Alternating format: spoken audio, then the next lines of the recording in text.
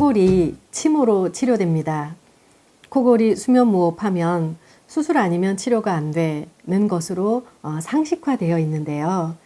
사실은 이우정 메소드에서는 그 수술을 말리고 있고요. 코골이 침으로 치료된다고 말씀드릴 수 있게 되었습니다. 제가 25년간 임상을 하면서 처음에 비강 사열만 할 때는 간단한 비염 정도만 고칠 수 있었습니다.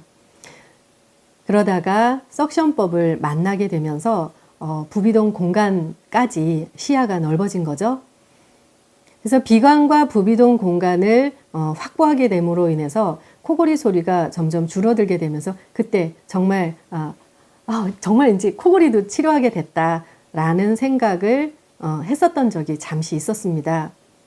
그런데 기존에 알고 있던 코골이 수면무호흡 치료는 기도 공간 확보에 초점이 맞추어져 있는 것으로 보고 저도 그 비강과 부비동 공간에 시야가 이렇게 넓지 않았기 때문에 코와 그러니까 비강과 부비동 공간이 차지하고 있는 코골이의 원인 50%, 또 기도 공간이 차지하고 있는 그 코골이 수면무호흡의 증상의 원인 50%, 그래서 반반 정도가 호흡의 통로 전체를 보았을 때 그렇게 코와 구강 반반씩 차지하고 있었다고 그렇게 생각을 했었습니다.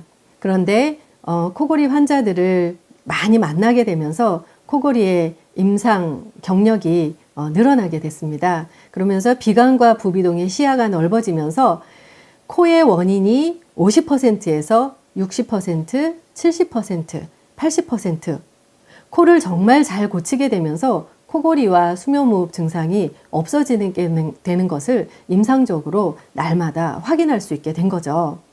그러면서 비강의 원인이 정말 많은 퍼센테이지를 차지하고 구강 쪽의 원인이 상대적으로 원인이 줄어들게 되면서 정말 비강과 부비동, 구강호흡보다 비강호흡을 잘할 수 있게 해주는 것이 코골이 수면무호흡 치료의 정답이라고 지금은 말씀드리고 싶게 그렇게 되었습니다.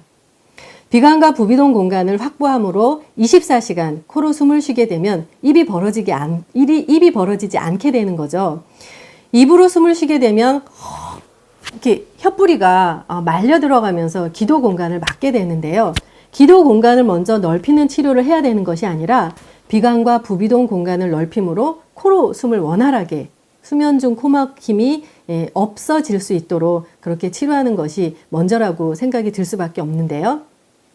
그래서 비강과 부비동 공간을 넓히는 치료, 다른 말로 말하면 비염과 축농증을 치료하는 똑같은 방법으로 코골이와 수면무호흡을 치료하게 되는데 이제 코골이, 수면무호흡, 침으로 치료할 수 있습니다.